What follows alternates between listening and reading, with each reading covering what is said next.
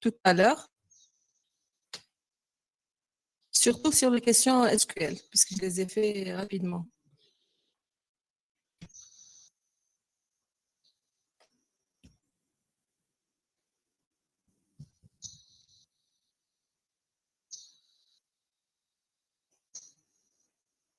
Alors, ce que je vous demande, c'est de les reprendre après.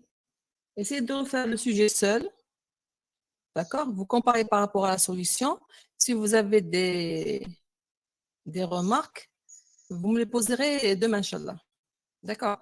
Donc, aujourd'hui, bon, maintenant, je vais continuer l'exercice sur l'algorithme de synthèse. Pour la séance de demain, ce sera la dernière séance qu'on va faire. Alors, je vais la faire pour faire des remarques sur quelques types de requêtes peut-être qu'on n'a pas encore fait. Je vais voir ce qu'on a fait en général comme requête dans les différents langages et voir peut-être qu'il y a certains types de requêtes qu'on n'a pas fait. On va les faire peut-être. Surtout, par exemple, en algébrique, il y a des cas où on utilise le tout dans la question, mais on ne peut pas utiliser la division. Donc, je vous donnerai un cas comme ça. On pourra aussi faire une requête, par exemple, la même requête, on utilise la vue pour y répondre et la même requête sans la vue. C'est comment faire la même requête avec ou sans la vue, sans les vues, etc. Donc, je vais faire des choses comme ça. Et si vous avez des questions, vous profitez pour les poser demain, Inch'Allah, pour la dernière séance. Voilà. Donc maintenant, on va commencer donc cet exercice sur l'algorithme de synthèse.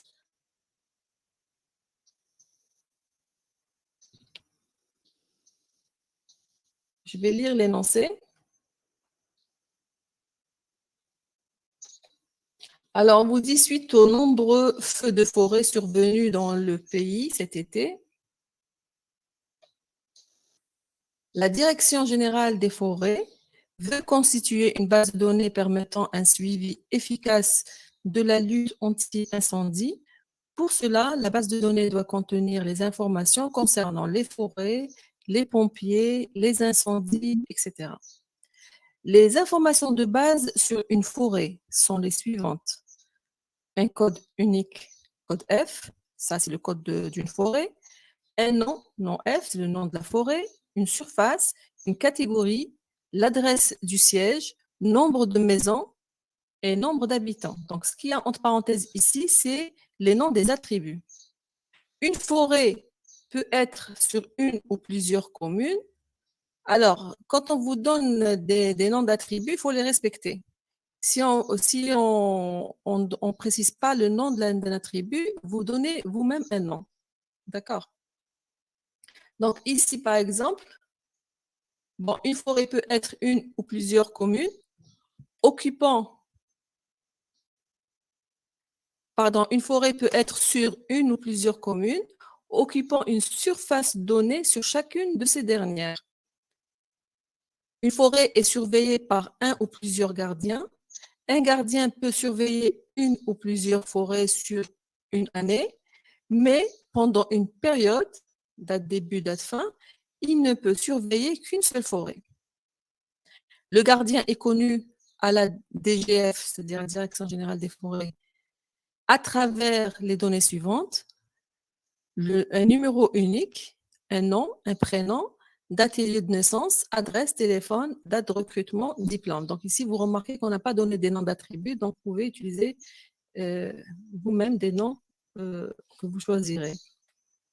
Une forêt est un écosystème pouvant être composé de divers types d'arbres, diverses espèces d'animaux vivants et de rivières traversées. Chaque fin d'année, on doit recenser pour chaque forêt le nombre de chaque type d'arbre et leur état général, ainsi qu'une observation. On fait de même pour les animaux. Le nombre de chaque espèce, leur état général, ainsi qu'une observation. Pour les rivières, le nom de la rivière, l'adresse début en GPS, l'adresse fin en GPS, la longueur, l'état de l'eau une observation.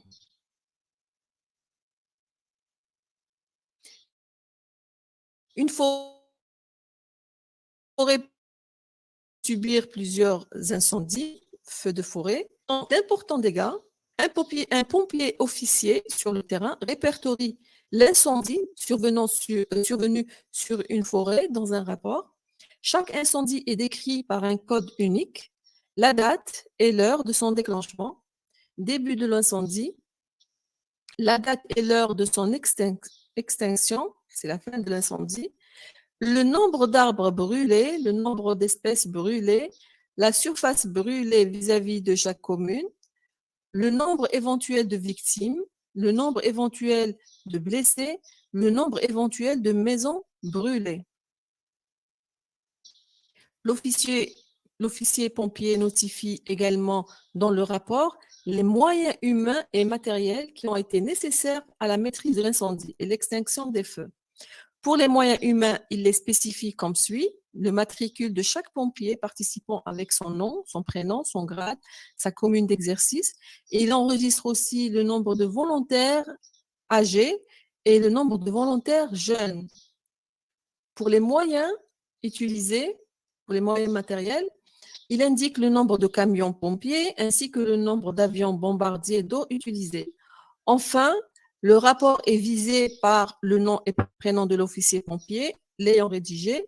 L'officier pompier étant lui-même un pompier, la base de données doit contenir toutes les informations nécessaires permettant de produire automatiquement le rapport d'un incendie. Voilà.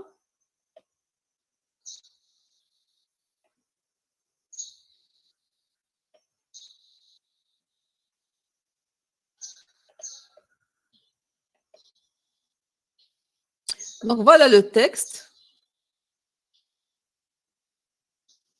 Donc on va essayer de trouver d'abord les dépendances fonctionnelles, c'est la première question. On va essayer de déterminer les dépendances fonctionnelles.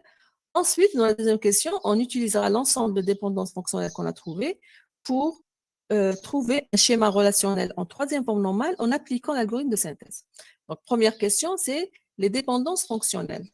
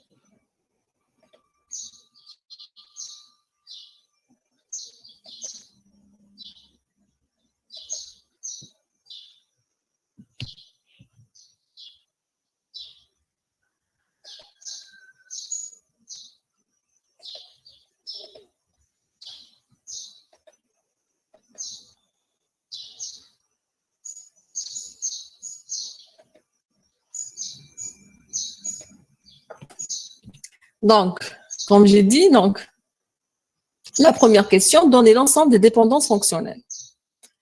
On va essayer de relire notre texte paragraphe par paragraphe et au niveau de chaque paragraphe, on essaiera de trouver les dépendances fonctionnelles. Donc, commençons par ce petit paragraphe.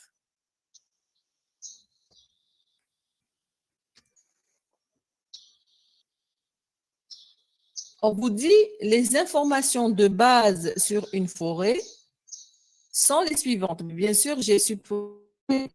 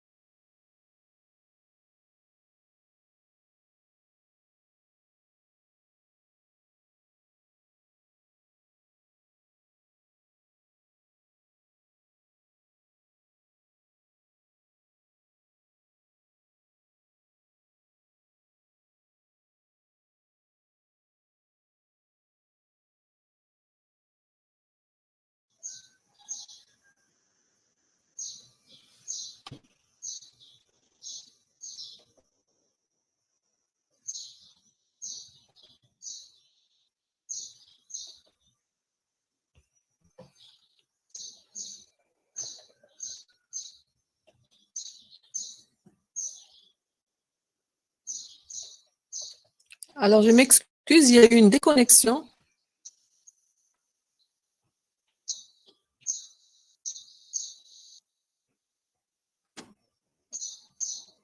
Donc, je reprends. On commence par la première question qui consiste à déterminer les dépendances fonctionnelles. Donc, j'ai sauté le premier paragraphe qui est un paragraphe introductif. Le second paragraphe donc, dit les informations de base sur une forêt sont les suivantes. Un code unique, un nom, une surface, une catégorie, l'adresse du siège, le nombre de maisons et le nombre d'habitants. Alors, quelles sont les dépendances fonctionnelles qu'on va écrire à partir de ce paragraphe?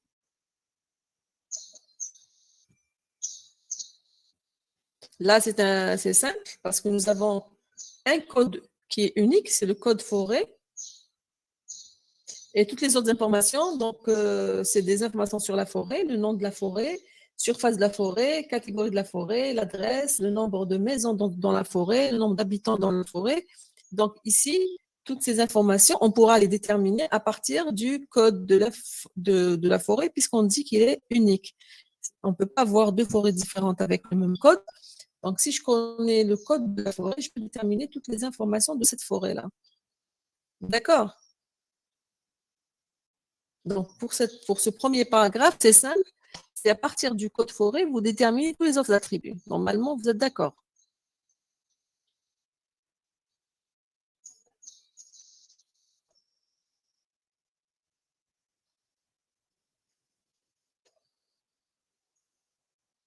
Donc, code forêt qui détermine le nom, la surface, la catégorie, l'adresse, le nombre de maisons, le nombre d'habitants. Deuxième paragraphe, on vous dit une forêt peut être sur une ou plusieurs communes, occupant une surface donnée sur chacune de ces dernières, c'est-à-dire sur chacune de ces communes-là. Écrire une dépendance fonctionnelle qui exprime ça. Là, vous me l'écrivez dans le chat, s'il vous plaît. Pour ce paragraphe-là, qu'est-ce qu'on va écrire?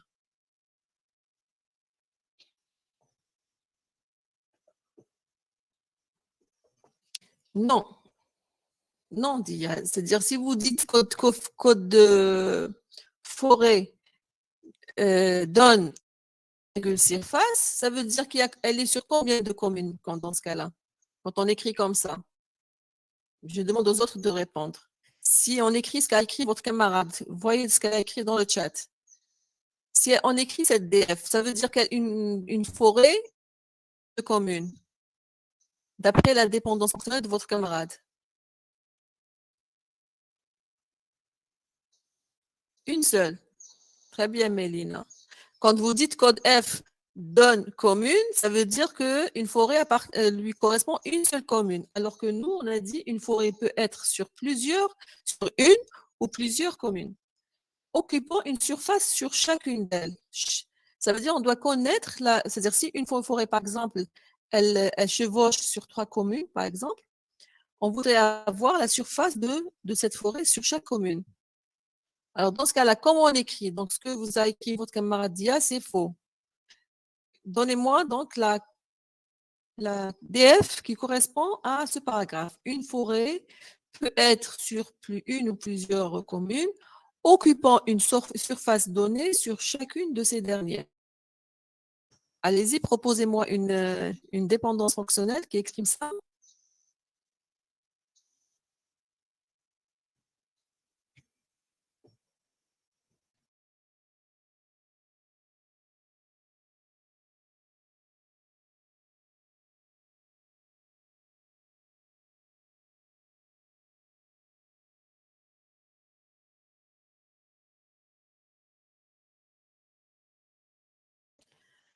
Alors, aucune idée? Non, Islam. C'est pas code F, surface détermine commune.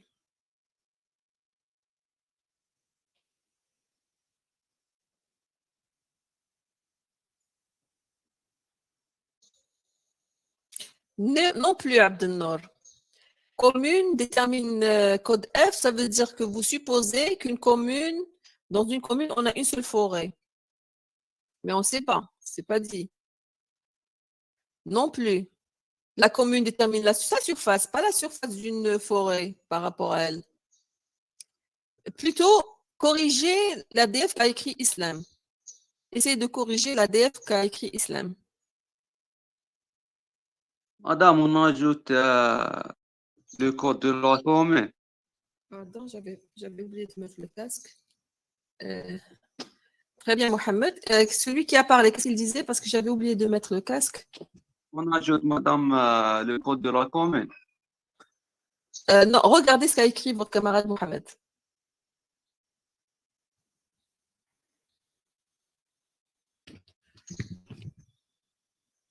Code forêt, virgule, la commune, on peut déterminer la surface de cette forêt dans cette commune. D'accord? Parce qu'on a dit une forêt peut être sur plusieurs communes, occupant une certaine surface sur cette commune. Donc, par exemple, une forêt, par exemple, elle touche, par exemple, 3 communes. Cette forêt, pour chaque commune, lui correspond une certaine surface. D'accord? Est-ce que vous êtes tous d'accord par rapport à ce qu'a écrit votre camarade Mohamed?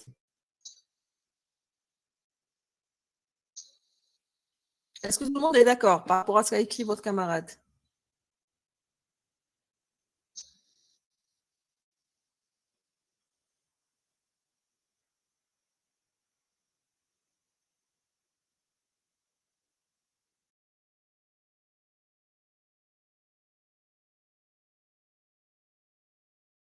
Alors, Islam, vous voyez la différence entre votre DF et la DF de votre camarade?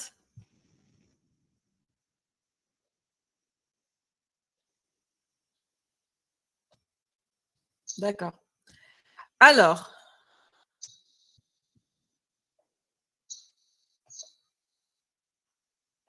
donc, code forêt, le code de la commune, je l'appelle comme, d'accord, c'est le code de la commune, détermine la surface, bon, j'ai mis sur C, ça veut dire surface dans une commune, la surface de la forêt dans une commune.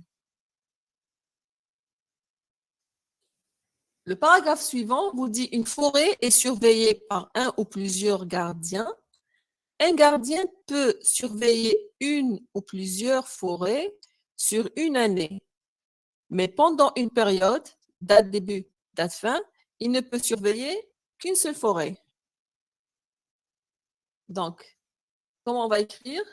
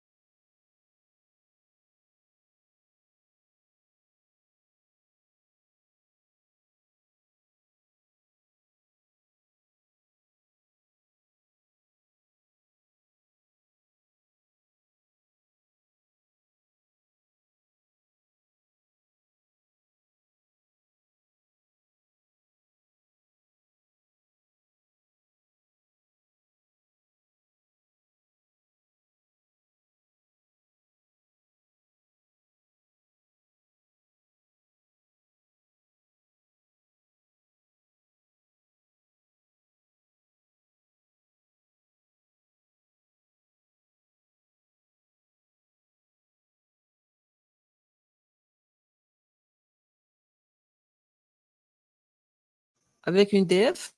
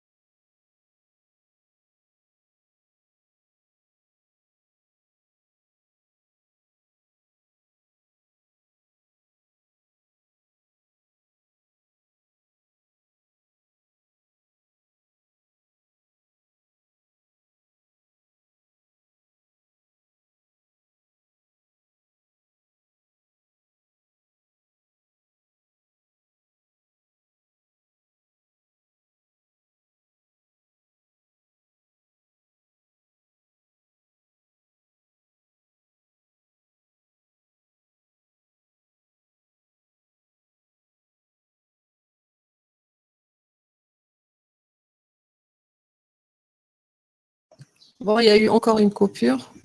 Bon, si j'aurais une autre coupure, j'utiliserais la 4G.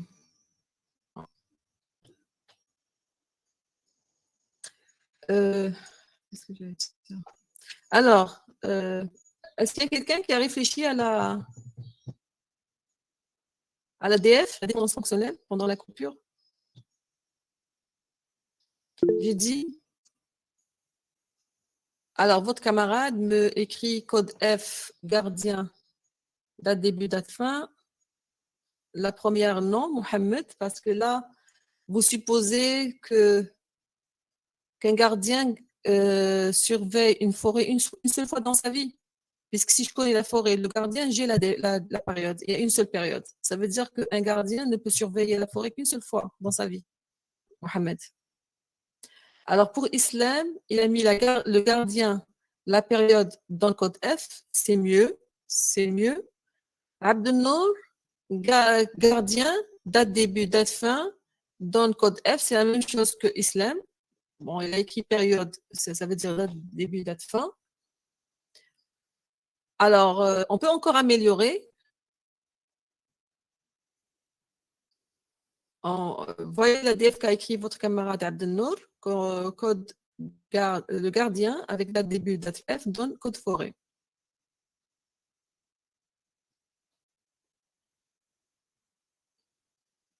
Je peux l'améliorer.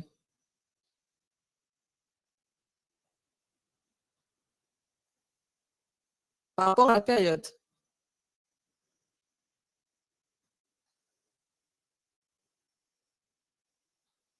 Est-ce que si je connais la date début, il lui correspond une seule date fin?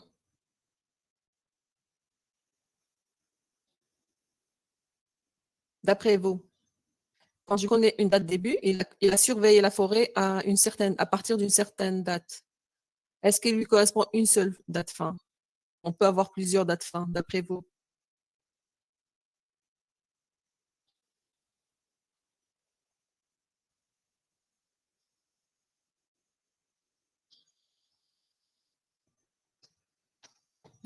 Qu'est-ce qu'on fait? Comment on corrige la...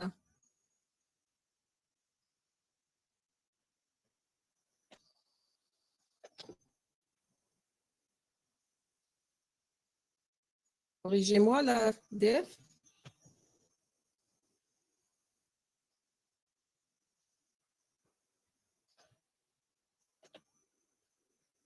Très bien, Abdenour. Une date début lui correspond une seule date fin. D'accord. Il a été surveillé dans une certaine période. D'accord. Cette période, si je connais la date début, il lui correspond une date fin. Oui, c'est la même chose. C'est-à-dire même la date fin lui correspond à une date, mais logiquement, on peut écrire date début au départ, c'est mieux. D'accord, Islam. Donc, le gardien, je connais le gardien, je connais la date début, je connais,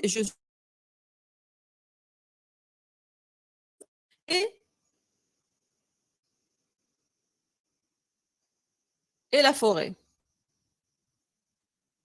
D'accord. Et c'est pas la forêt date début qui est dans le gardien, parce qu'on ne sait pas. La même forêt peut être peut-être surveillée à la même date par plusieurs gardiens. On nous a dit un gardien dans une certaine période, il surveille une seule forêt. Donc c'est le gardien date début qui détermine la forêt, pas l'inverse. D'accord.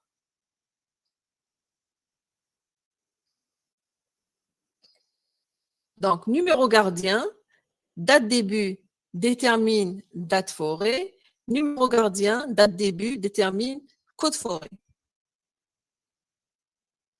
Le gardien est connu à la direction générale de la forêt à travers les données suivantes. Numéro unique, le nom, le prénom, la date et lieu de naissance, adresse, téléphone, date de recrutement, diplôme.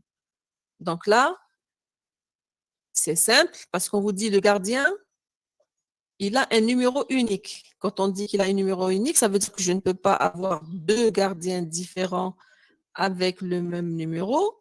Donc, si je connais le numéro, je peux déterminer son nom, son prénom, sa date, etc. Donc, directement, c'est le numéro du gardien qui détermine tout ça.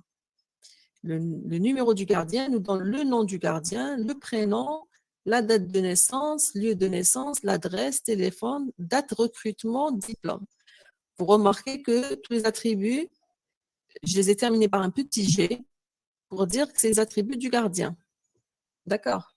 Parce qu'on ne nous a pas donné, on ne nous a pas précisé des noms des attributs, donc on donne nous-mêmes ces noms-là. Donc ici, on met petit G pour séparer, pour identifier, enfin pour distinguer les attributs du gardien par rapport aux attributs d'un autre, parce qu'on verra après d'autres personnes qui interviennent aussi dans ce contexte.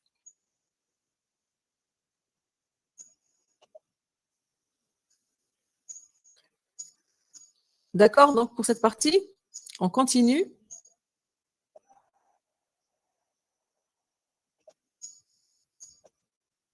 On vous dit, une forêt est un écosystème pouvant être composé de divers types d'arbres, diverses espèces d'animaux vivants et de rivières traversées. Donc ici, on n'a pas, c'est général. Chaque fin d'année, on doit recenser, faire un recensement pour chaque forêt. Qu'est-ce qu'on va recenser pour chaque forêt? Le nombre de chaque type d'arbre et leur état général, ainsi qu'une observation. Donc, ici, on vous dit chaque fin d'année, on doit recenser pour chaque forêt le nombre de chaque type d'arbre, leur état général et une observation. Comment vous allez écrire cette dépendance fonctionnelle?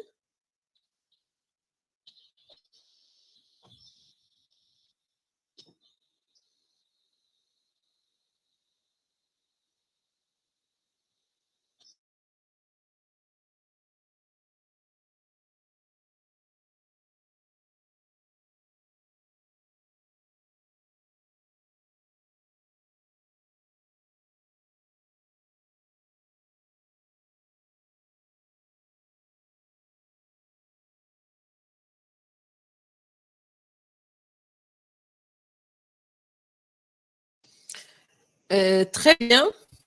Pour Islam, il a dit on démarre à partir année et la forêt. Parce qu'on a dit chaque fin d'année, on va recenser pour chaque forêt. Donc, année, forêt. Qu'est-ce qu'on va voir? Qu'est-ce qui correspond à ça? Les informations qui vont correspondre à année, côte forêt.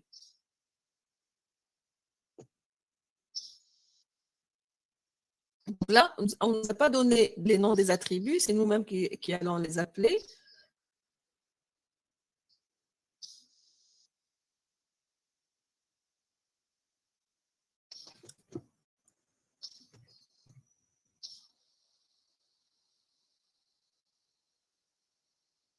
Donc, année côte forêt va lui correspondre le nombre de chaque type d'arbre, l'état général et une observation.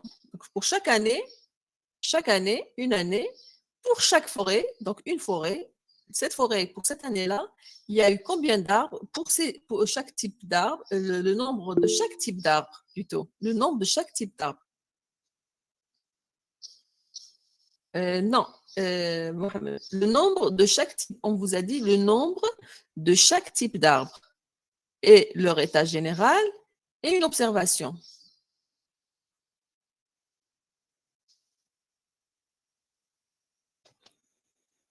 Ce n'est pas le nombre total des arbres d'une forêt. Le nombre de chaque type d'arbre.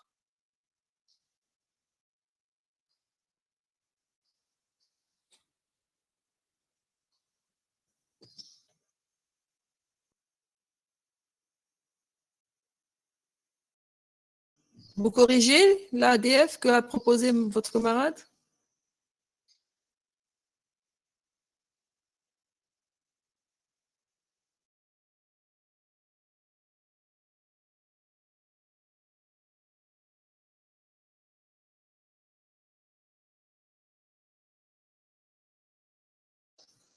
Voilà, donc vous avez l'année, à une année donnée, pour une forêt d'année donnée, pour chaque type d'arbre, nous avons le nombre de d'arbres. Le nombre, parce qu'on nous a dit le nombre de chaque type d'arbre. Donc, pour chaque type, nous allons recenser, il y a combien d'arbres pour ce type-là.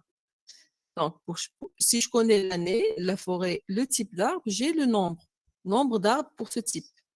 En même temps, je dois avoir aussi l'état général pour ce type d'arbre et une observation. Donc, on va écrire comme ça.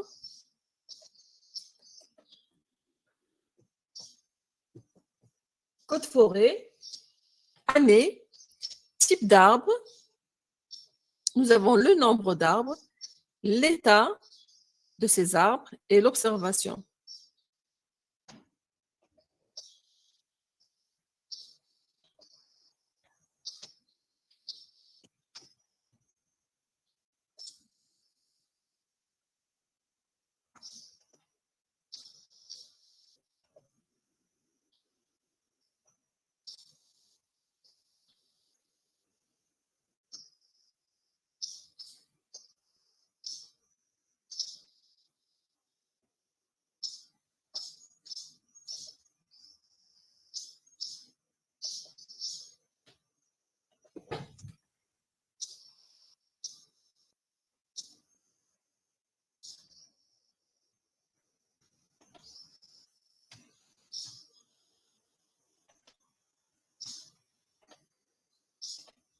Alors, le paragraphe suivant, on vous dit on fait de même pour les animaux.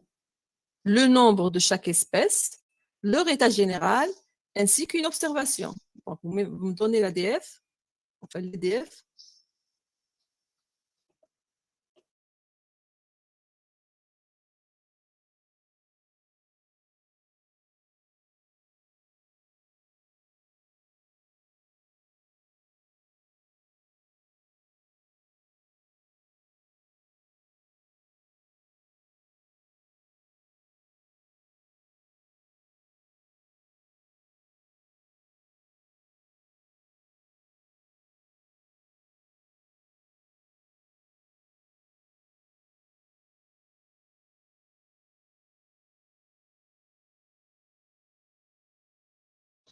J'attends, vous m'écrivez l'ADF pour ce paragraphe.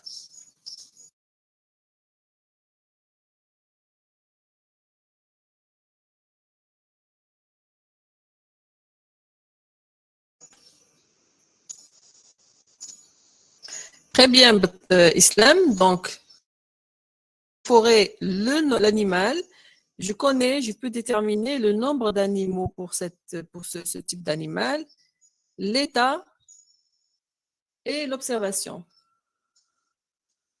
C'est par rapport, bon, au lieu de code animal, on a dit par rapport à l'espèce de l'animal.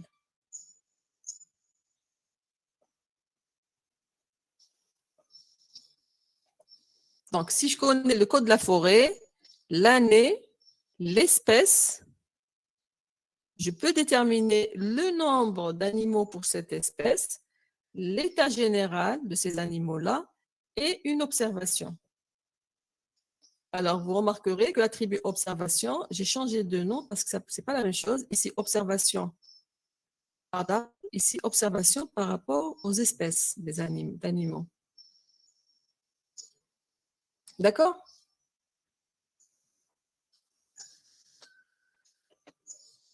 Pour les rivières, on vous dit le nom. On a le nom de la rivière, l'adresse début, l'adresse fin, la longueur, l'état de l'eau et une observation.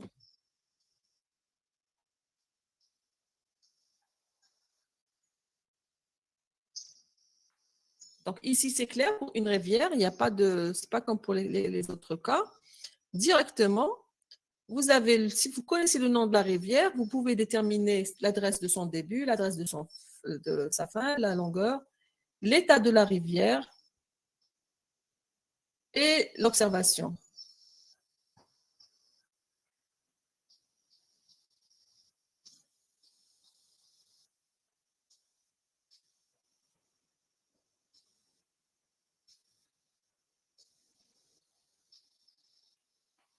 Bien sûr, ici, on a un petit peu le nom de la rivière est unique.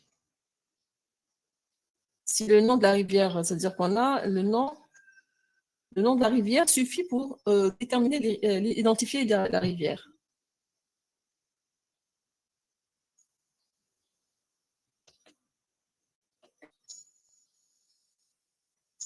Voilà, c'est ça.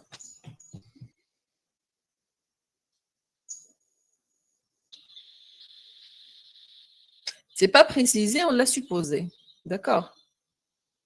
Donc, vous pouvez l'écrire, vous pouvez nom de la rivière. On suppose que le nom de la rivière est unique. Parce que dans l'énoncé, c'est pas précisé.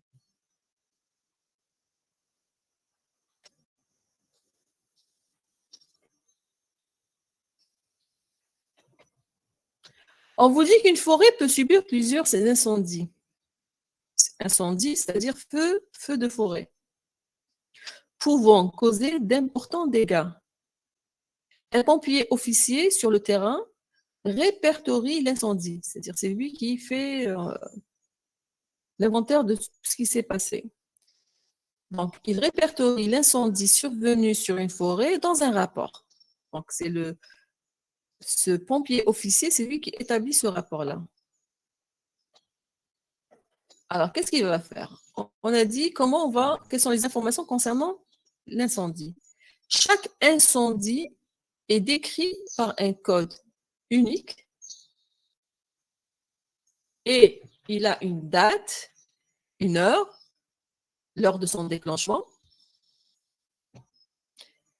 la date et heure de son extinction, la fin de l'incendie, le nombre d'arbres brûlés, le nombre d'espèces brûlées, espèces par rapport aux animaux, la surface brûlée vis-à-vis de chaque commune, le nombre éventuel de victimes, le nombre éventuel de blessés, le nombre éventuel de maisons brûlées. Alors, comment on va écrire les dépendances fonctionnelles dans ce cas?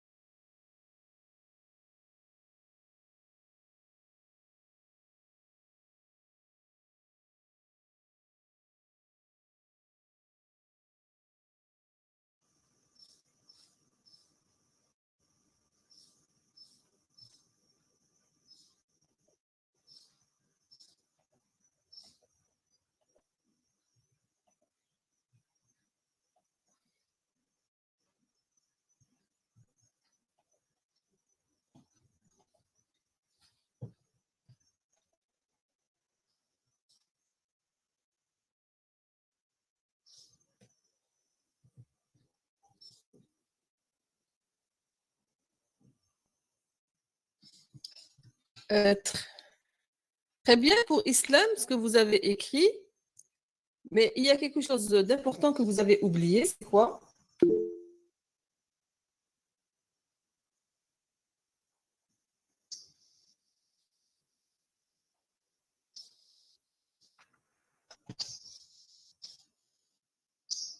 D'accord, mais avant, pour le code incendie, pour le début, ce que vous avez écrit, c'est bien. Le code incendie, vous avez mis date début, date fin, nombre d'arbres brûlés, nombre d'espèces brûlées, nombre de victimes. Tout ça, c'est bien, mais il y a quelque chose qui est important que vous avez oublié. Et, voyez le paragraphe qui était juste avant. Le paragraphe qui est juste avant, on vous dit une forêt peut subir plusieurs incendies pouvant causer d'importants dégâts. Un pompier officier sur le terrain répertorie l'incendie survenu sur une forêt dans un rapport. Donc, qu'est-ce qui manque?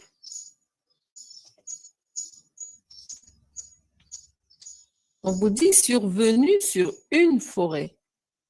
L'incendie survenu sur une forêt. D'accord. Donc, par rapport aux données que vous avez mis, on doit ajouter aussi le code de la forêt.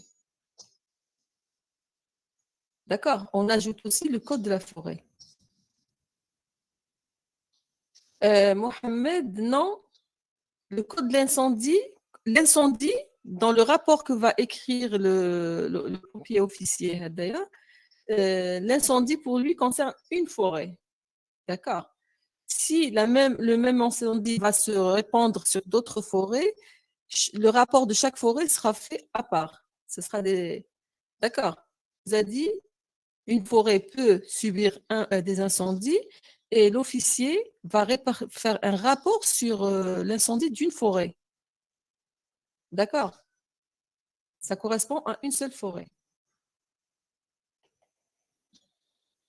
Vous voyez le paragraphe précédent. Ici, une forêt peut subir plusieurs incendies pouvant causer d'importants dégâts. Un pompier officier sur le terrain répertorie l'incendie survenu sur une forêt. L'incendie survenu sur une forêt, dans un rapport. D'accord? Donc, les informations qu'on est en train d'écrire, c'est par rapport à un incendie qui est survenu sur une forêt. Donc, si je dis un incendie est décrit par un code, d'accord, unique,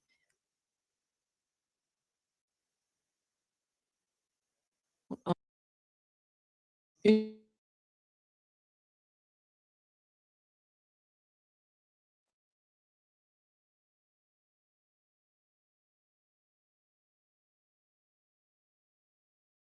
incendie, je détermine la forêt.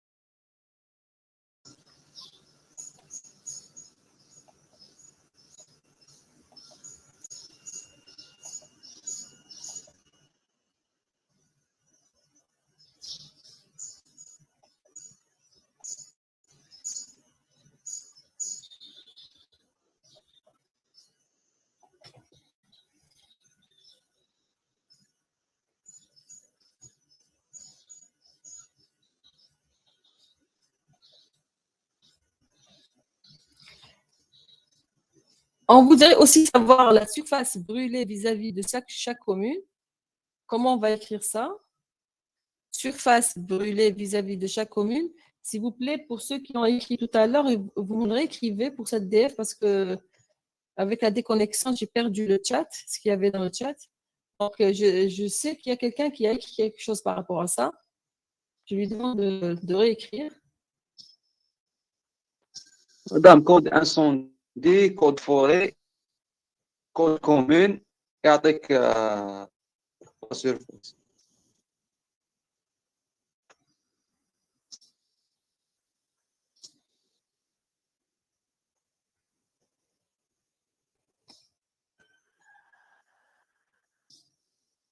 Code incendie, vous avez dit code forêt, code commune dans la surface.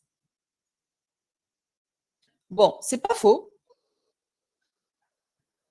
C'est pas faux. Mais seulement ce que vous avez écrit. Bon, votre camarade Mélina, elle a écrit code incendie commune dans surface.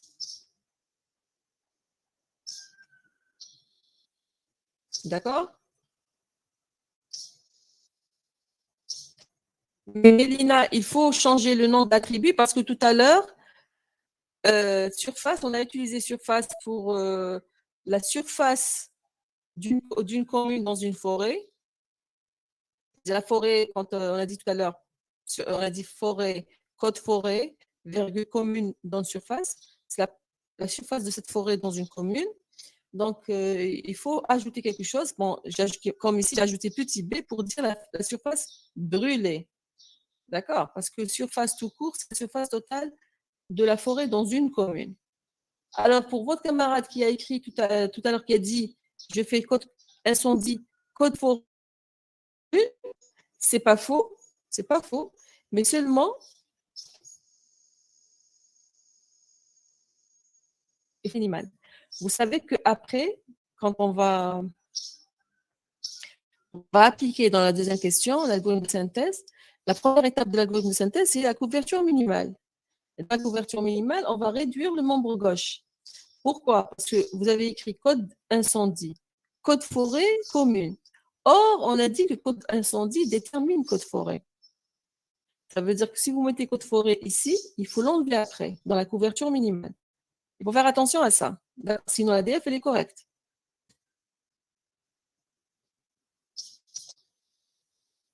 Est-ce que vous avez... Je pense que c'est Islam qui m'a dit la DF, non?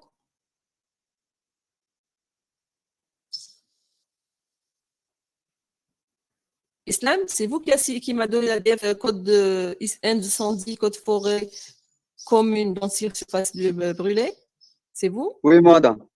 Très bien. Vous avez compris la remarque? Oui, c'est pas irréductible, madame. Vous avez compris qu'il faut l'enlever la couverture minimale. Voilà. Très bien. Très bien. D'accord. Donc, surface brûlée vis-à-vis de chaque commune, code incendie, virgule commune, donne surface brûlée. Donc, si je fais comme ça, dans la couverture minimale, je vais la garder telle qu'elle. Si j'ajoute le code forêt dans le membre gauche, il faut l'enlever dans la couverture minimale après. Voilà. Donc, on passe au paragraphe suivant.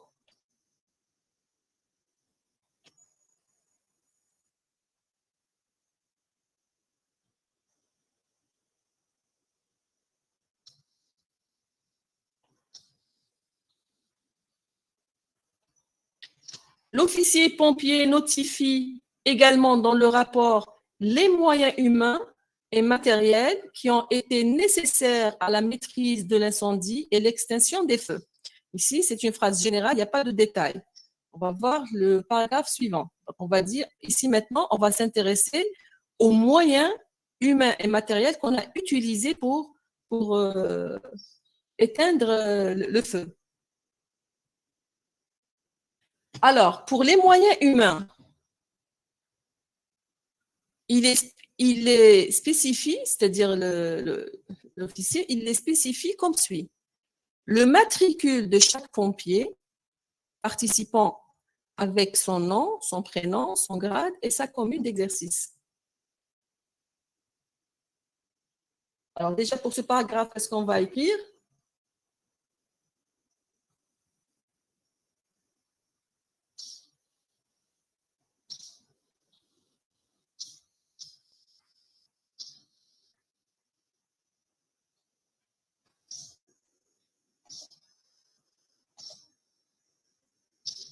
Ici, c'est clair. Bon, on peut déjà écrire des DF concernant le pompier, puisqu'on a le matricule du pompier, le nom, le prénom, le grade et la commune d'exercice d'un pompier. Donc, le matricule, il est clair que c'est la clé qui va permettre d'identifier exactement Islam, identifier les informations du pompier. Donc, à partir du pompier, on peut déterminer toutes les autres informations du pompier. Donc là, vous l'avez compris. Donc, l'EDF, tout simplement, c'est matricule pompier. Et vous remarquerez aussi que dans les informations du pompier, ici, j'ai mis petit p. Tout à l'heure, j'ai mis des petits g pour le gardien. Ici, petit p pour le pompier. Donc, matricule pompier détermine le nom du pompier, le prénom du pompier, le grade du pompier et la commune d'exercice. Chaque pompier exerce dans une commune donnée, d'accord? Même s'il participe dans une forêt, il peut participer dans un feu d'une forêt, même si ce n'est pas dans sa commune. On peut l'appeler. Si c'est un grand feu, on peut appeler à des pompiers. Donc ici, c'est la commune d'exercice. Ce n'est pas forcément une commune liée à l'incendie. D'accord? Commune d'exercice du pompier. Ensuite, le paragraphe suivant, il enregistre aussi le nombre de volontaires âgés et le nombre de volontaires jeunes. Le nombre de volontaires âgés et le nombre de volontaires âgés. C'est des gens de la population qui aident quand il y a un feu de forêt. Généralement, les gens qui habitent près de l'endroit peuvent aider pour éteindre le feu. Donc, l'officier qui est en train d'écrire, qui va écrire le rapport sur cet incendie, sur ce feu-là, il cite il y a combien de gens qui ont aidé. Même, c'est-à-dire dans les citoyens. Ce n'est pas des pompiers, c'est des citoyens simples, d'accord, qui ont aidé. Donc, on précise des personnes âgées, des personnes jeunes. Donc, le nombre de volontaires âgés, le nombre de volontaires jeunes. Comment écrire les DF ici?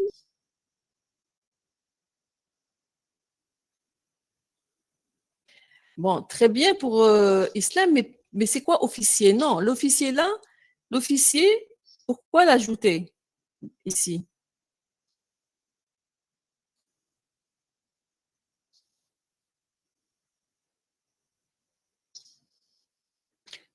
Par rapport à un incendie directement, le code de l'incendie, je peux avoir le nombre de volontaires qui ont participé à cet incendie. Donc ça, sans ajouter l'officier dans la partie gauche.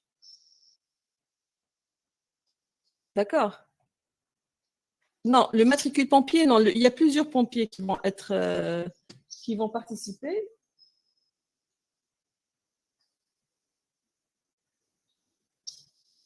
D'accord? Il y a plusieurs pompiers, il n'y a pas un seul.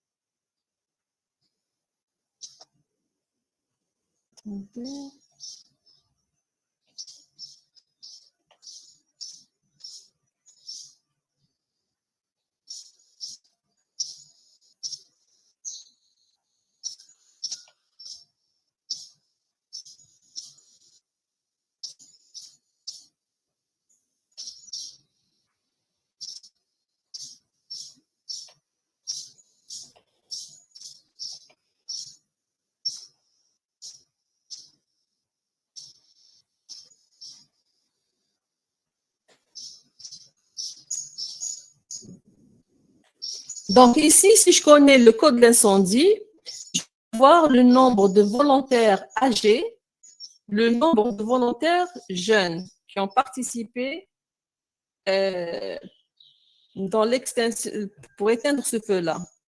D'accord? Donc si je connais le code de l'incendie, je peux déterminer ces nombres-là. Pour les moyens matériels, il indique le nombre de camions pompiers ainsi que le nombre d'avions bombardiers. D'accord? Donc, tout simplement, comme on l'a fait ici pour le nombre de volontaires, on ajoute la même chose. Donc, pour le même incendie, je peux connaître le nombre de camions, pompiers, et le nombre d'avions bombardiers d'eau qui ont été utilisés. D'accord, pour un incendie donné, pour un incendie donné, on a utilisé tant de camions, etc. Enfin, le rapport est visé par le nom et le prénom de l'officier pompier. Ayant rédigé ce rapport, l'officier pompier étant lui-même un pompier.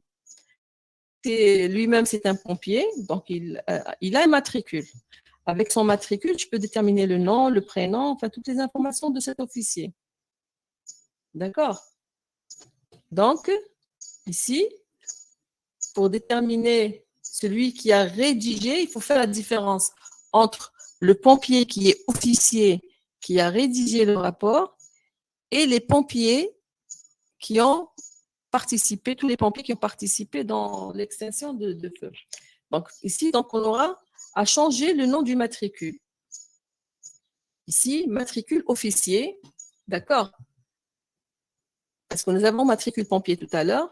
C'est un matricule qui a le même domaine qu'un matricule de pompier, parce que l'officier est lui-même un pompier. Donc, c'est le même type de données, c'est le même domaine que le matricule pompier. Mais je lui change de nom pour dire que c'est l'officier ici qui est responsable de l'opération. D'accord? Donc, l'incendie, code de l'incendie détermine le matricule de l'officier. D'accord? Donc, matricule officier, c'est le matricule de l'officier, et matricule officier et matricule pompier sont du même domaine.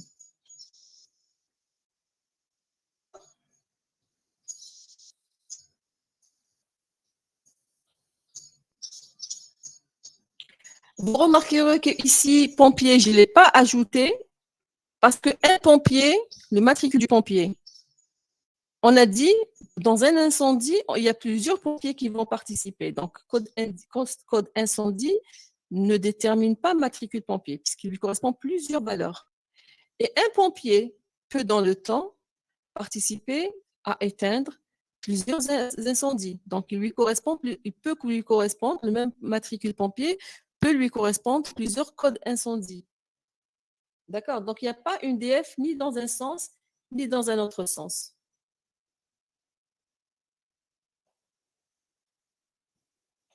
Pour le moment, on n'a rien écrit pour le matricule pompier, mais il faut garder ça dans la tête parce que à partir de ma base de données, je dois après pouvoir tirer la liste des pompiers qui ont participé.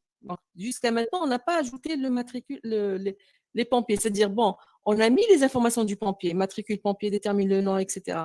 Mais on n'a pas fait le lien entre le pompier et l'incendie pour le moment. Il faut garder ça en tête.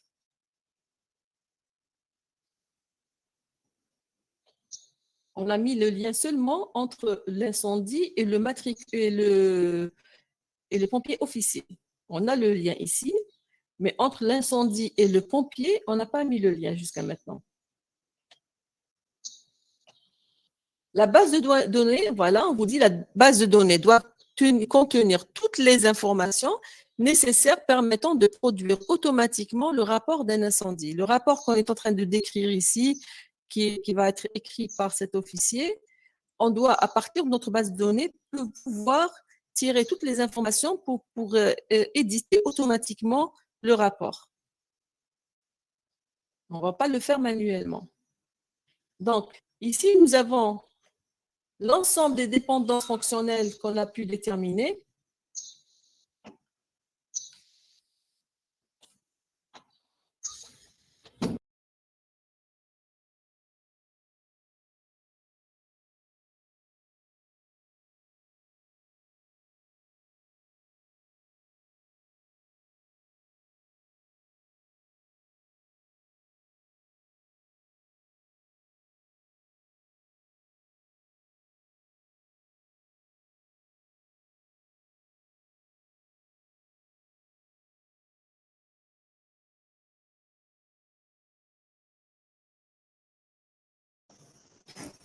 Donc, ici, vous voyez l'ensemble des dépendances fonctionnelles que nous avons obtenues dans cet exercice.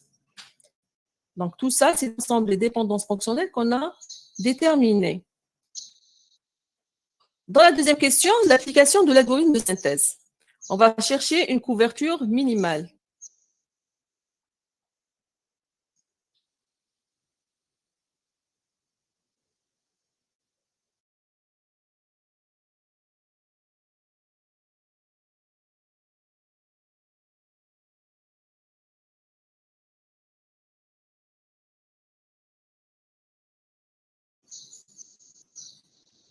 Alors, la première étape pour l'application de l'algorithme de synthèse, c'est la recherche d'une couverture minimale. Alors, recherche d'une couverture minimale, nous avons trois propriétés à vérifier. La propriété 1, on a dit que le membre droit, c'est-à-dire les dépendants de chaque dépendance fonctionnelle, contient un seul attribut. On appelle ça les singletons. Ça veut dire qu'on doit avoir un seul attribut à droite. Si vous avez remarqué, en écrivant nos DF tout à l'heure, j'ai écrit à chaque fois un seul attribut à droite. Ceci a été fait exprès pour avoir la première propriété directement vérifiée. Donc, essayez vous-même de faire comme ça, quand vous avez ce genre d'exercice, d'écrire un seul attribut à droite. Comme ça, vous n'aurez pas après à décomposer. Vous gagnerez dans le temps, d'accord? Dans la première étape de la couverture minimale, vous allez avoir directement cette propriété vérifiée. D'accord? Elle est vérifiée parce que nous avons un seul attribut à droite. On l'a fait exprès. Pour la deuxième propriété, le membre gauche, c'est-à-dire les déterminants de chaque DF, doit être irréductible. C'est-à-dire, on doit avoir des dépendances élémentaires, dépendances fonctionnelles élémentaires. Une dépendance fonctionnelle élémentaire, bon, il y a des gens qui n'ont pas su répondre à cette question dans le contrôle. Une dépendance fonctionnelle élémentaire, on appelle aussi une dépendance fonctionnelle irréductible à gauche. Si j'ai X détermine Y, cette dépendance, elle est élémentaire. S'il n'existe pas X' inclus dans X qui détermine le Y. S'il n'existe pas X' inclus dans X qui détermine Y, ça veut dire que c'est une dépendance élémentaire. Alors, le membre gauche de chaque DF doit être irréductible ou bien toutes les DF doivent être élémentaires. Voyons les DF que nous avons eus.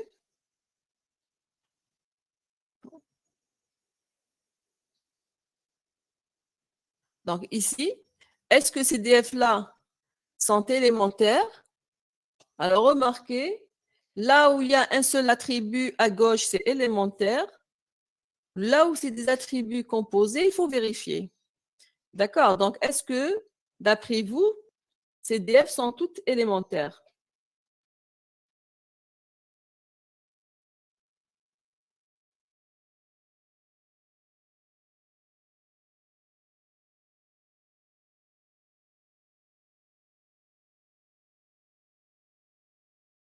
Oui, madame.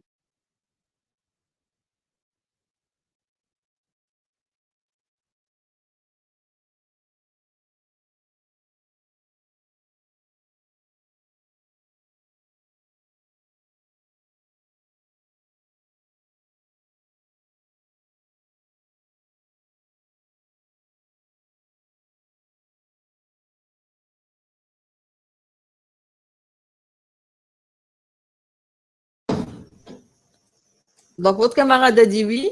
Est-ce que tout le monde est d'accord? Bon, vérifions les DF qui ont des membres gauche composés. Bon, par exemple, celle-là, bon, c'est pourquoi on l'a fait, c'est par rapport à la forêt qui est sur plusieurs communes. On a dit pour chaque commune, on doit connaître sa surface, la surface de la forêt dans cette commune. Donc, on ne peut pas réduire. Ici, c'est le gardien on a dit qu'un gardien dans une période donnée, il lui correspond une forêt, il garde une forêt. Donc ici aussi, on ne peut pas réduire. Ici, forêt par rapport à une année, le type d'arbre, on a ces informations-là, donc on ne peut pas aussi, on ne peut rien enlever. Parce qu'il faut voir, parce qu'il y a des DF qui peuvent vous permettre de réduire ce membre. La même chose ici, on ne peut pas enlever. Incendie commune, la surface brûlée par rapport à cette commune d'une forêt. Donc ici, votre camarade tout à l'heure, si vous vous rappelez, il a proposé d'ajouter côte forêt ici. Et là, on a dit, si vous mettez côte forêt ici, ça ne serait pas irréductible. Vous allez enlever côte forêt parce que nous avons code indice qui donne code forêt. D'accord? Donc, si vous avez code F ici, il faut l'enlever dans cette étape. Dans cette étape, il faut l'enlever. D'accord? C'est tout. Donc, vous remarquerez, donc ici, dans notre cas, c'est vérifié.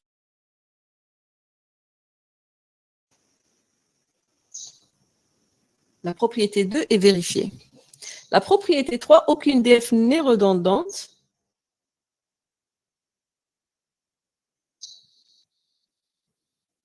Donc, je vais revenir.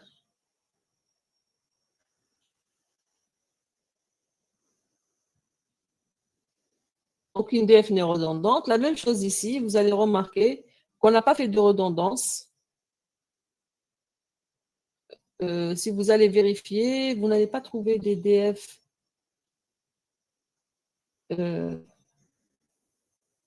On peut vérifier ici.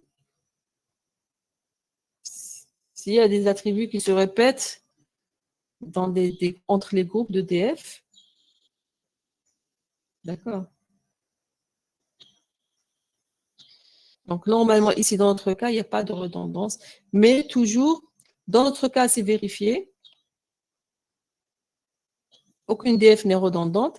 Mais pour vous, il faut vérifier. Voilà la remarque que j'ai écrite ici pour attirer votre attention. Je vous ai dit, dans cette étape, il faut bien vérifier que les propriétés sont vérifiées. N'écrivez pas directement vérifier, vérifier, vérifier. Parce que des fois, dans les examens, il y a des étudiants qui m'écrivent vérifier, vérifier, vérifier, alors que dans leur DF, il y a des redondances. Dans les DF tels qu'ils l'ont écrit eux, il y a des redondances. Il y a des membres qui ne sont pas irréductibles, etc. Donc, il faut faire attention. Vérifiez bien que les propriétés sont vérifiées dans votre cas. Sinon, si la première n'est pas vérifiée, il faut décomposer les membres droits, réduire les membres gauche et enlever les DF redondantes. D'accord? Donc, il faut vérifier. Généralement, il n'y a pas beaucoup si on fait attention, généralement, il n'y a pas beaucoup de redondance ou de DF irréductibles. D'accord? Parce que c'est vous-même qui écrivez vos DF.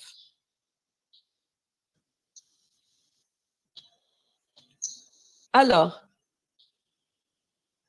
deuxième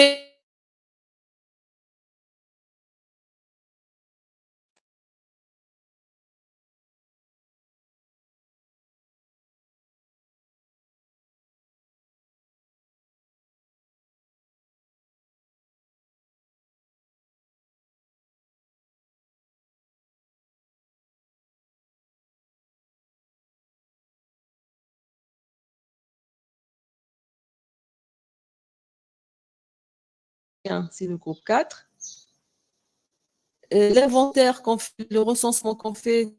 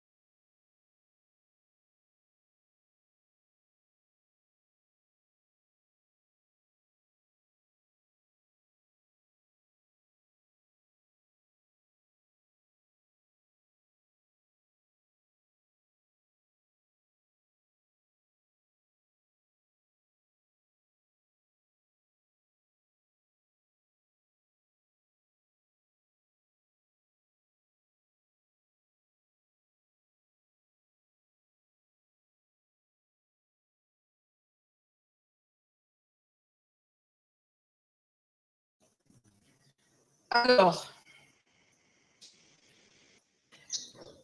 on continue notre étape. Désolée pour la déconnexion.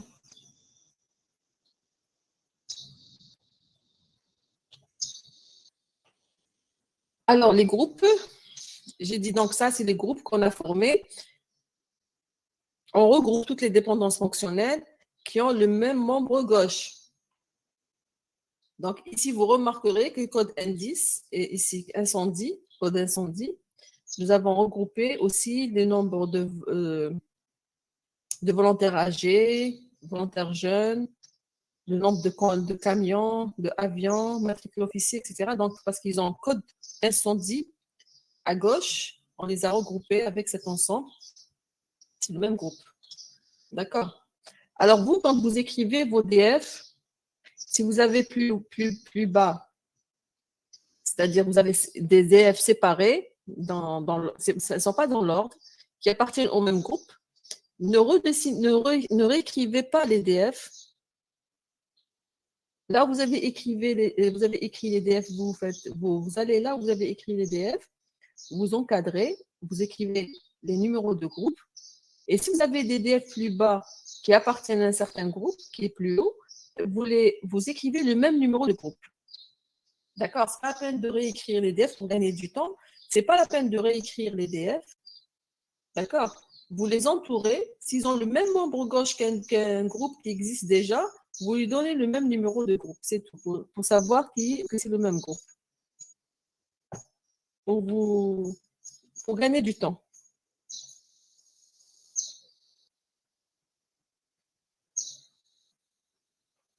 D'accord?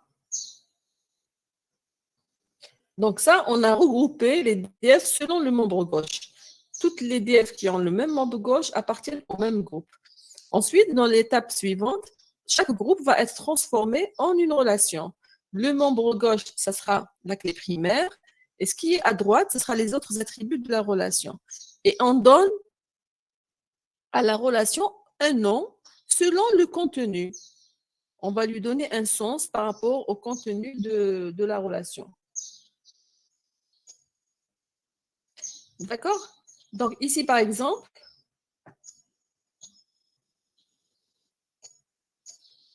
code F, dans le nom, la surface, la catégorie, etc., ça concerne une forêt. Je vais appeler cette relation forêt. Je vais appeler cette relation forêt. Le code F, c'est la clé primaire, je la souligne. Les autres, ce qui est à droite, c'est les autres attributs de la relation. Le nom de la forêt, etc. Par exemple, ce groupe, code F commune, c'est la surface de la forêt par rapport à une commune. Bon, je l'ai appelé surface forêt. Vous avez la clé primaire, elle est composée de code forêt commune, virgule, et cet attribut, c'est un attribut de la relation. Pour ce groupe, ça contient le gardien qui surveille, qui se garde une forêt. On peut l'appeler garde-forêt. Numéro gardien, date début, c'est la clé primaire. Date forêt, date fin et code forêt. Ici, c'est le numéro du gardien avec toutes les informations du gardien. Donc, il est clair qu'on va appeler ça gardien. D'accord? La relation s'appelle gardien. Donc, nous avons NumG, c'est la clé primaire. Et tout ça, ce sera les attributs de la relation.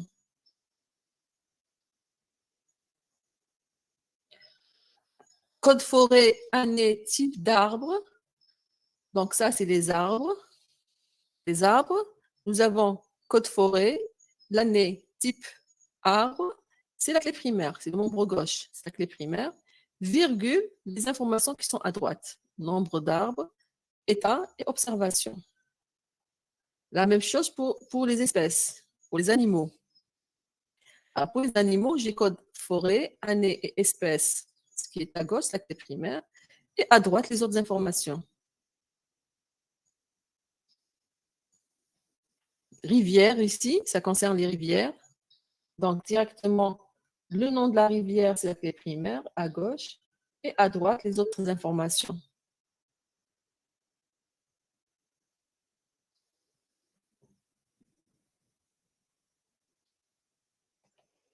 Matricule, ici, c'est le pompier. Donc, ça, c'est les informations du pompier. Donc, on va appeler la relation pompier.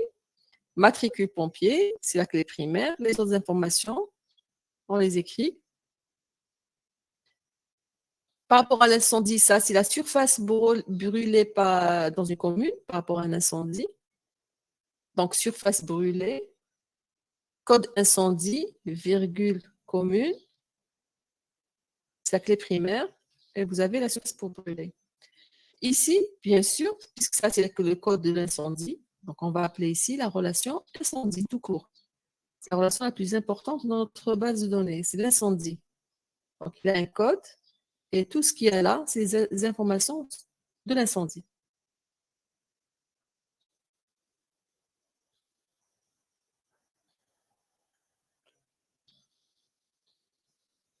Donc, finalement, les relations obtenues, c'est ça. Forêt, surface forêt, garde forêt, gardien, arbre, animaux, rivière, pompiers, surface brûlée, incendie. Ça, c'est l'ensemble des relations qu'on a obtenues. Seulement, on a dit qu'à partir de notre base de données, il faut avoir toutes les informations nécessaires pour établir le rapport. Alors, quelle est l'information tout à l'heure que je vous ai dit qu'il ne faut pas oublier? On a parlé de quoi? Si vous vous rappelez, je vous ai dit qu'il y a quelque chose qu'on n'a pas mis et qu'il faut garder ça en tête. Est-ce qu'il y a quelqu'un qui se rappelle de ce qu'on avait dit tout à l'heure? Quelle est l'information qui nous manque dans ce schéma? Si vous vous rappelez ce que j'ai dit tout à l'heure, je vous ai dit qu'il y a quelque chose qui manque, il ne faut pas l'oublier.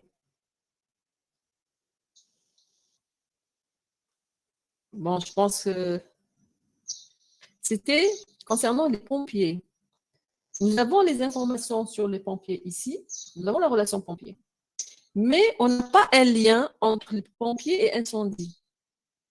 C'est-à-dire quel pompier a participé c'est-à-dire les pompiers, dans quel incendie ils ont participé. Ici, on n'a pas l'information.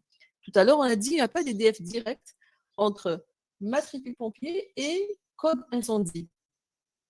Code incendie, lui, correspond à plusieurs pompiers, matricule pompier, et un matricule pompier lui correspond aussi plusieurs codes incendie. Donc, à cause de cela, comment on va écrire? On va ajouter cette relation. On va dire un pompier incendie.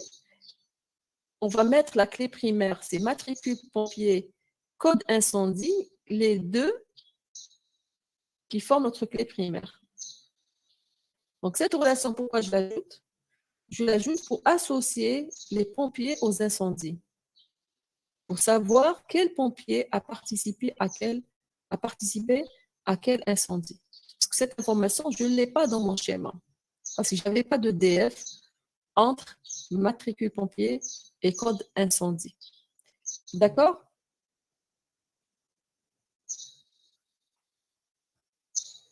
Est-ce que c'est clair pourquoi j'ai ajouté la dernière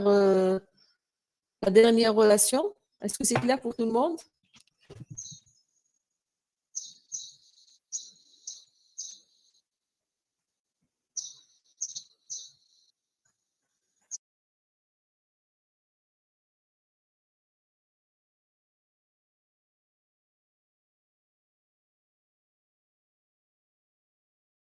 Est-ce que c'est clair pour tout le monde?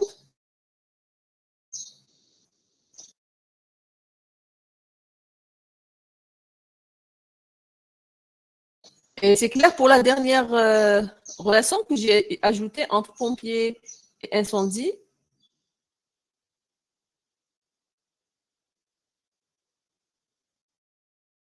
Très bien. Donc, est-ce que vous avez des questions sur cet exercice? Ou même général?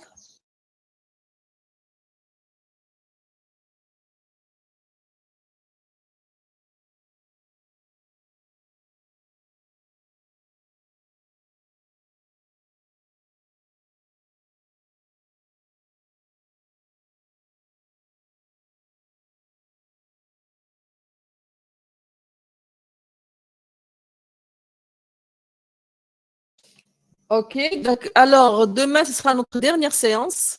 Si vous avez des questions, vous les préparez pour demain. J'allais dire, qu'est-ce que j'allais vous dire? Est-ce que vous avez réglé le problème que vous avez en TP?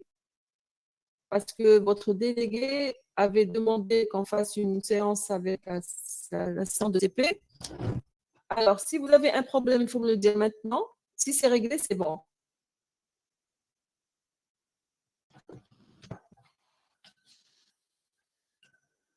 Est-ce qu'il y a un problème en TP?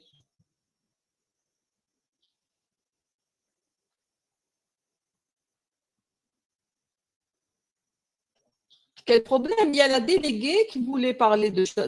Je ne sais pas exactement. Elle voulait qu'on fasse une séance avec les délégués concernant le TP. Vous n'êtes pas au courant?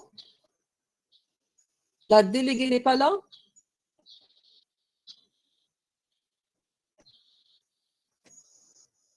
Il n'y a aucun délégué ici parmi les présents?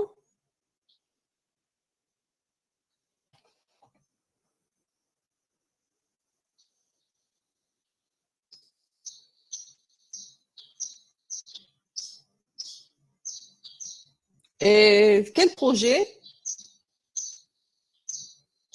Le projet vous a donné pas partie, non? De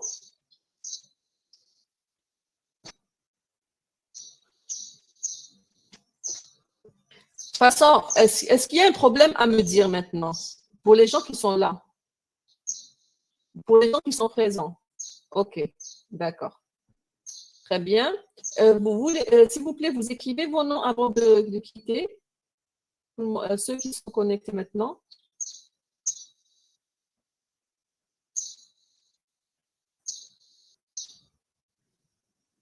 Alors, pour les vues, j'ai dit, je ne sais pas, ça dépend parce que c'est un sujet commun. Parce que c'est un sujet commun, je ne sais pas pour le moment qu'est-ce qu'ils ont fait les autres dans les autres sections. D'accord. D'habitude, si tout le monde a fait les vues, on peut, on peut donner des vues dans les requêtes. Et si ce n'est pas tout le monde qui a fait les vues, on laisse le choix, c'est-à-dire dans les requêtes, c'est celui qui veut utiliser dans sa réponse des vues, il peut le faire, sans qu'on le précise nous. D'accord?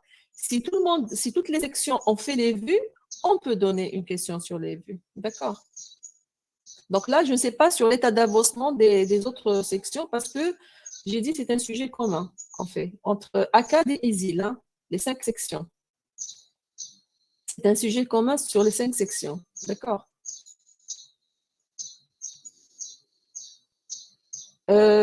D'accord, je vais contacter mes collègues et ça pour voir s'ils ont fait les vues. D'accord. OK. Demain, je vous donnerai, si j'ai la réponse pour demain, je vous le dirai. D'accord? Et si vous avez des questions, vous me les préparez pour demain. D'accord? Très bien. Donc, si vous n'avez pas de questions pour le moment,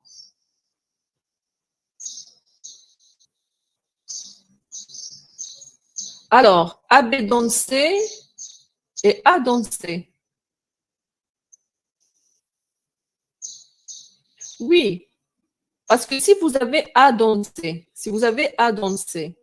vous pouvez faire une augmentation par B. Ça devient AB dans BC. Ensuite, vous décomposez, vous allez trouver AB dans B, AB dans C. Et donc, vous allez trouver AB dans C. Oui, elle est redondante. Elle est redondante et en même temps, écoutez, pour ce cas-là particulièrement, elle est redondante. Oui, elle est redondante parce que, est-ce que vous avez suivi ce que je viens de dire? A dans C, vous l'augmentez de B, ça devient A dans BC, AB dans BC. AB dans BC, vous décomposez, vous aurez AB dans B, AB dans C. Donc, à partir de A dans C, en faisant une augmentation suivie d'une décomposition, on détermine AB dans C. Puisque je peux la déterminer, elle est redondante. D'accord?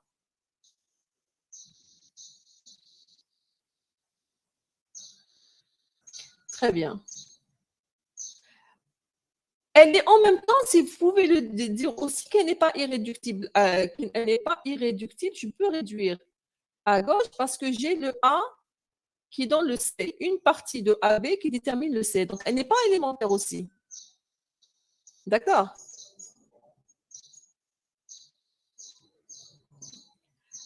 Alors, ce qu'il faut retenir dans la couverture minimale,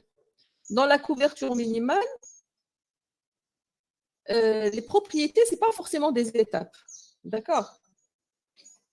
Ce n'est pas forcément des étapes. Vous pouvez, par exemple, trouver une redondance, vous l'enlevez avant de faire l'irréductible. Bon, nous, on fait pour que ça soit méthodique, on écrit propriété 1, propriété 2, propriété 3. Mais quelqu'un qui peut voir directement une redondance, il l'enlève. Avec ça, il a gagné même dans la deuxième étape, c'est pas grave. D'accord?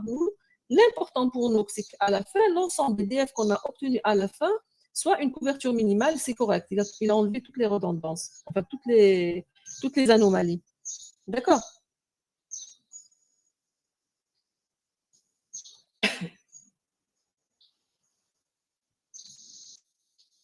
Très bien. D'autres questions? Vous avez d'autres questions?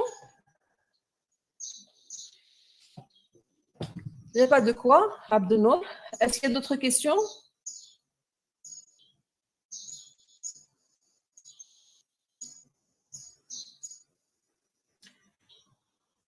D'accord, on s'arrête alors.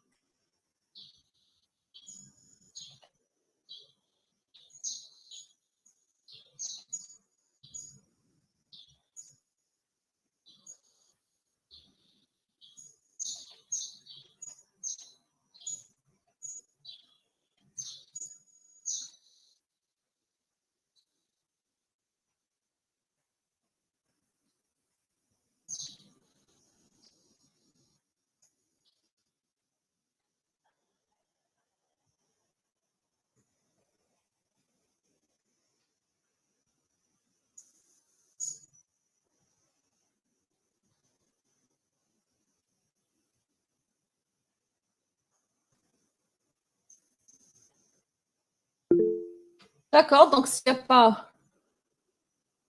oui, je vais vous envoyer la solution de ce qu'on a fait aujourd'hui. Je vais vous l'envoyer, d'accord? Ok, donc, si vous n'avez pas d'autres questions, donc, je vous remercie et je vous dis à demain, Inch'Allah. Allez, au revoir. Je vais fermer la séance alors.